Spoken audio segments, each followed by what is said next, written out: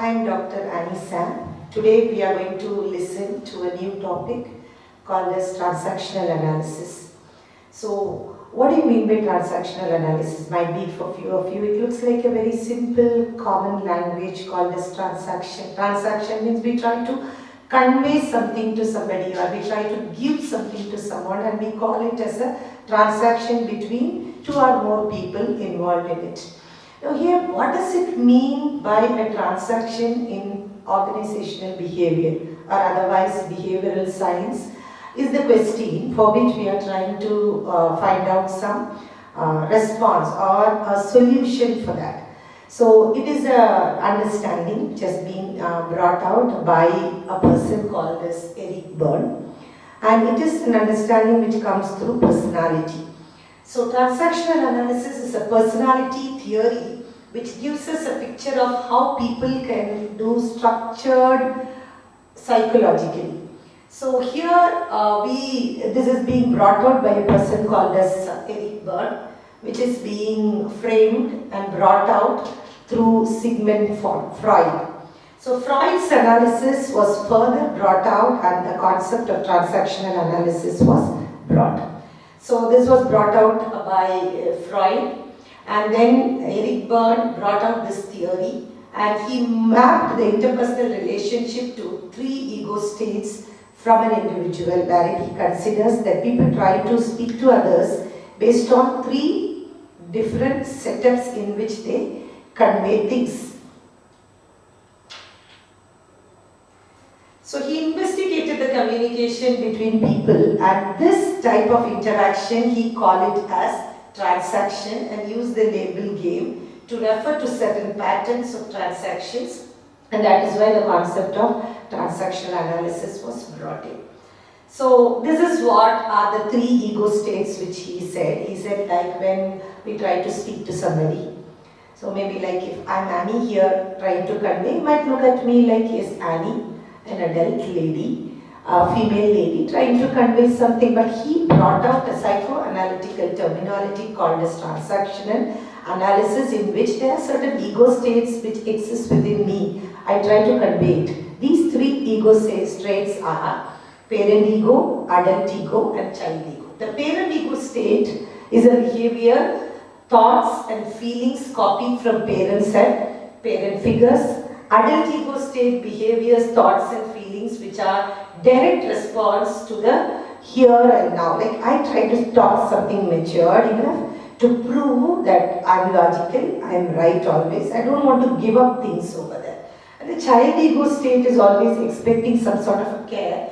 Thoughts and feelings replayed from my childhood. Wanted somebody to really nurture me and care for me. So the theory goes like this. So he says the transactions are fundamental units of transactional social intercourse, in which there are 2 things, transactional stimuli and transactional response. We all know somebody who instigates me to communicate thing is called as the stimuli. And the response is because of which I try to do something. That is the response. It is also otherwise told as the person sending the stimulus as agent and the respondent as response. So Eric Berne found out these 3 ego states as human brains work like a camcorder, as a recorder. It records all our thoughts, feelings and emotions since our childhood, which we tend to replay in our adult life. So that is the reason it might be we get to know about people like after an old age they all become a child. That is the expectation of people wanted to care for me is something really more for me. So it looks that after even 60 and 70 I become a child again, wherein I wanted people to care for me, I wanted people to work for me, I wanted people to help for me, etc. So the ego state is defined as a consistent pattern of feeling and experience directly related to a corresponding consistent pattern of behavior.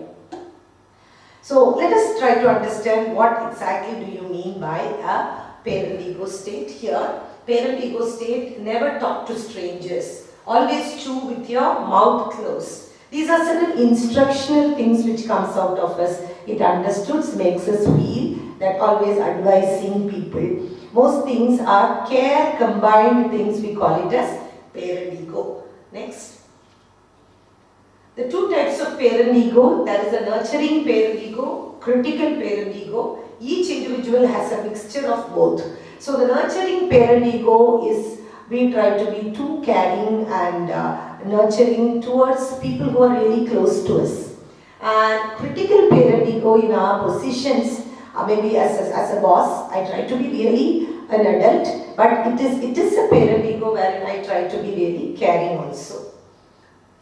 So what is an adult ego state? As I said, adult ego is something which I try to talk something logical only. I don't want people to override me. I wanted to prove out what I have done is right. I don't want to give up things like a child, etc. It is a direct response to the here and now. We deal with things that are going on today in ways that are not unhealthily influenced in our past. So the adult I really is true that pot handles should always be turned into the stove, said Sally, and she saw her brother burn himself when he grabbed a pot handle sticking out from the. So I try to give certain instructions. I know that this will happen. I know that this is like that. I know that before itself. And the child ego are emotions, filled with emotions and feelings, even at certain age, when children fall off, when people at 40s, when they fall off, at times people try to scream, at times people try to even cry. It shows that there is an inner childhood within them which really spells out things in our feelings and our gestures. So when I saw the monster face, I felt really scared enough. I was worried, I was thrilled, I was excited, I was enthusiastic.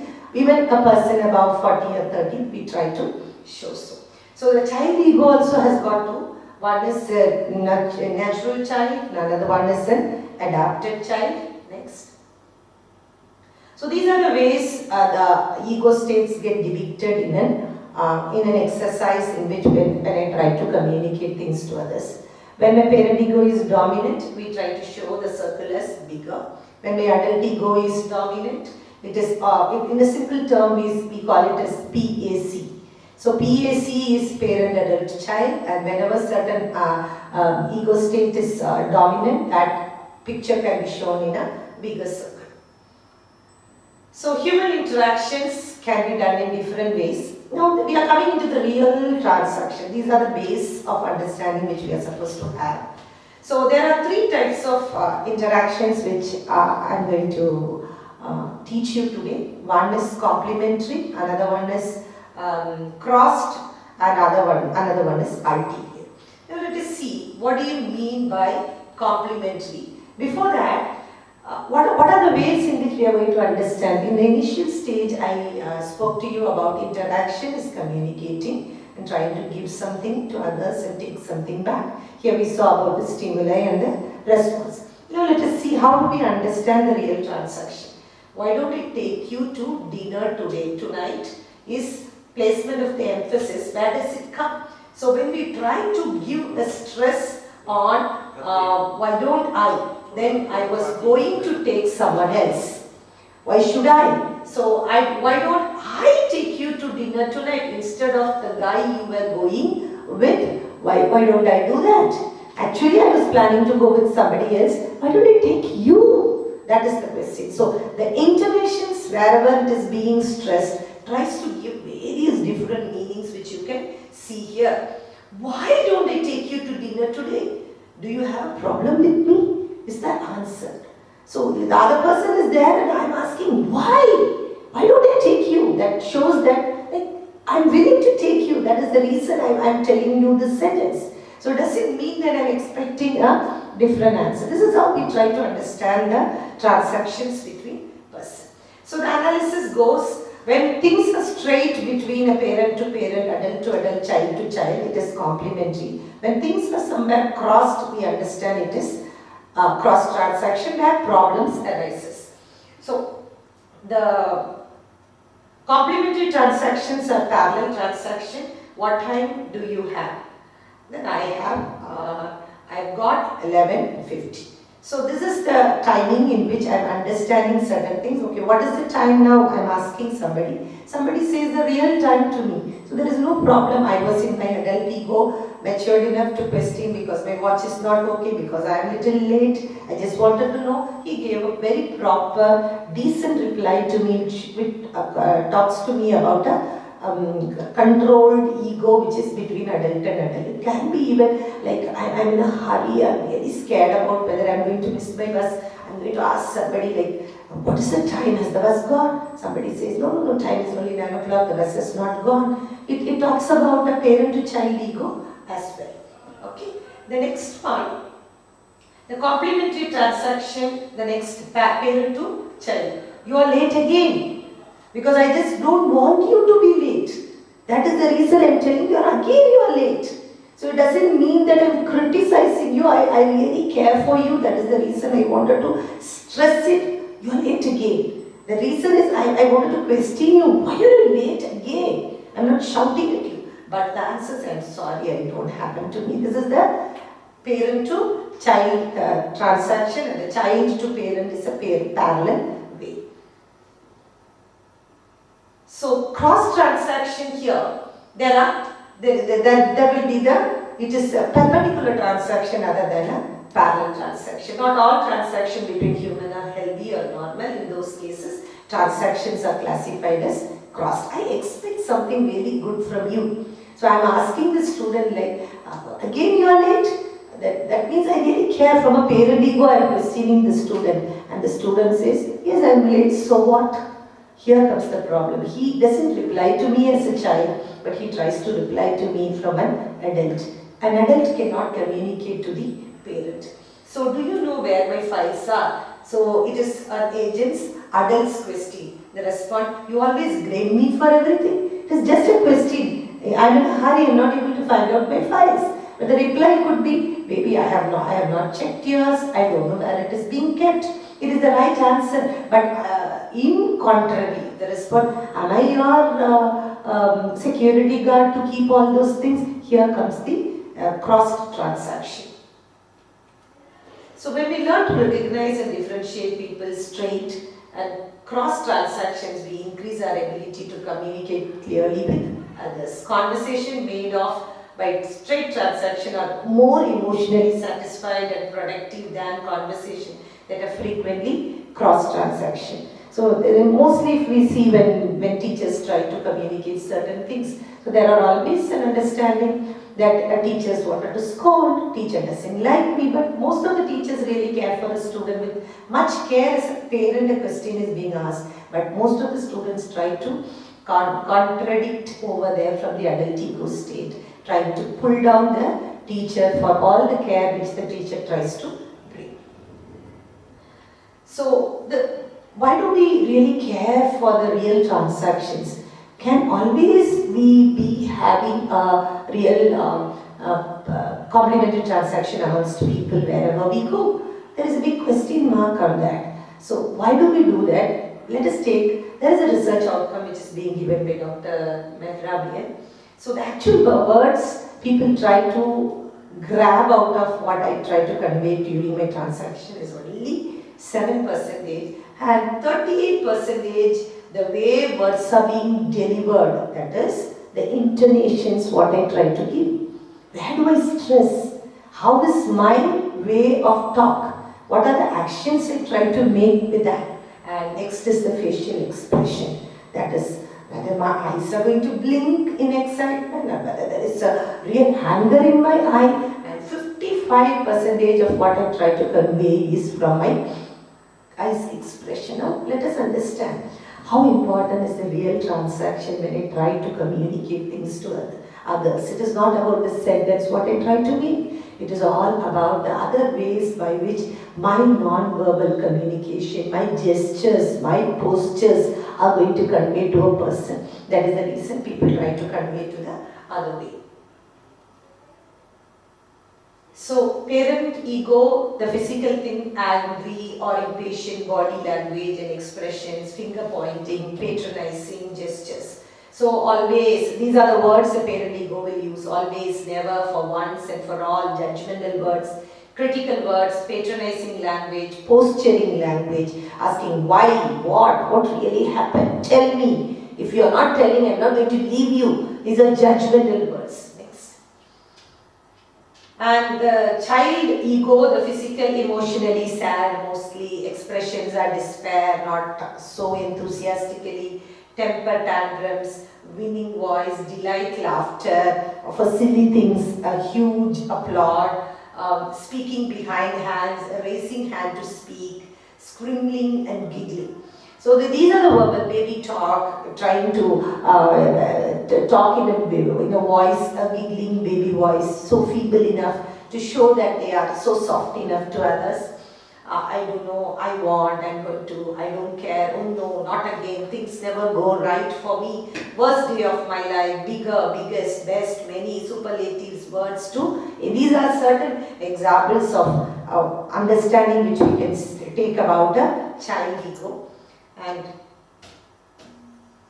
the adult ego, the physical is attentive, interested, straightforward, titled head, non-threatening and non-treating, okay, threatened.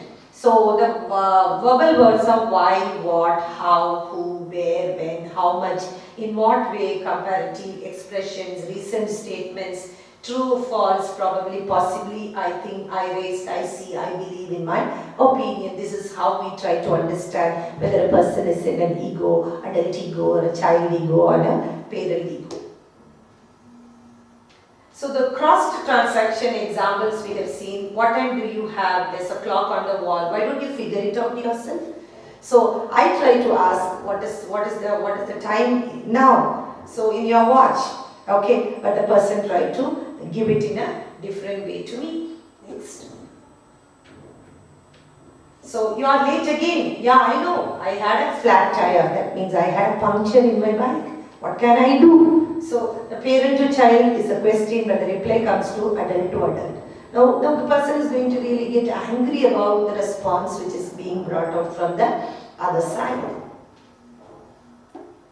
So ulterior is the third transaction. Ulterior transaction talks about like, I try to show off that I have spoken something, but the intention to speak that is something totally different.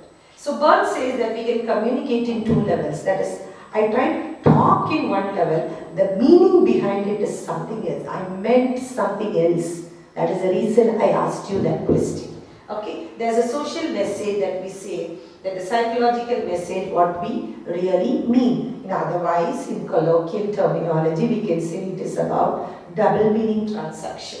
So sarcasm is a great example here. When we are sarcastic, that we say is the opposite of what we really mean. So how about coming up to my room and listening to my music? It is going to be an adult to adult transaction. Those transaction response actions which are different from those explicitly stated. Okay, so it is openly, it is a child transaction. Why don't you come and join for me for a few hours? The response could be, so the response could be in a different way. What? Do you think that I don't have any other job to do? So these things can convey a different meaning. It doesn't mean I don't mean to say so. So these are the ways in which the transactions can be mapped in the straight transaction. Next. The crossed transaction and the ulterior transaction. So in ulterior transaction, we have to understand things in a better way. So mostly in today's scenario was subordinate relationship. Mostly we have to have a better understanding between what the boss really tries to convey to me. So there could be a different meaning in what the boss is trying to say. It could be a real ulterior transaction. A different level in which he tries to convey it, so that I have to understand that and try to act upon. So for all these fundamental unit of social action, Byrne gave a name called as stroking. Whenever I try to respond to somebody, I keep stroking. Okay, so Byrne defined the term recognition, hunger as this requirement of adults to receive the stroke. I'm really waiting for somebody to respond to me. That is the hunger in which I am waiting. This is how worldwide people try to keep on transacting with each other. So positive or negative is better than no stroke at all. Or as summarized in TA today, any stroke is better than no stroking.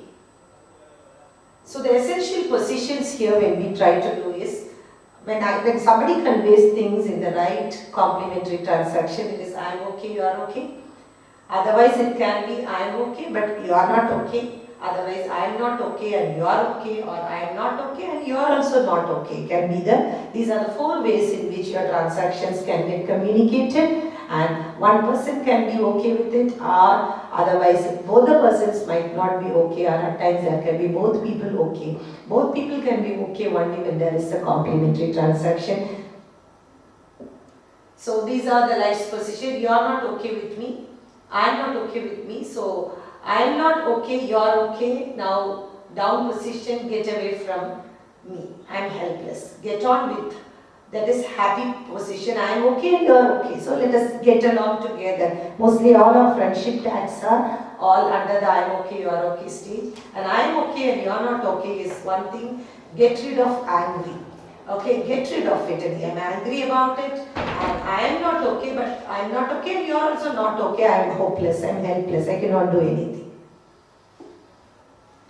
So what is the reason that we all try to learn about TA? TA helps us in various other things. So even in our day-to-day life, when we try to have a real understanding about TA, we can follow things and have a better interpersonal relationship between people. In practical application, it can be used in diagnosis and treatment of many types of psychological disorders, and provides a method of therapy for individuals, couples, families, groups, between bosses, between boss and subordinate, etc. And outside the therapeutic field, if we see, as we are trying to convey this through the organizational behavior topic, it has been used in education to help teachers remain in clear communication at an appropriate level, in counseling and consultancy, in management and communications training, and by other bodies. So TA is a training methodology which is being adopted. It is considered to be a OD intervention in order to develop the organization by giving training to people. So when people get to know more about transactional analysis, it is proved out that the atmosphere will have better understanding with each other, and there will be better interpersonal relationship with each other. Thank you.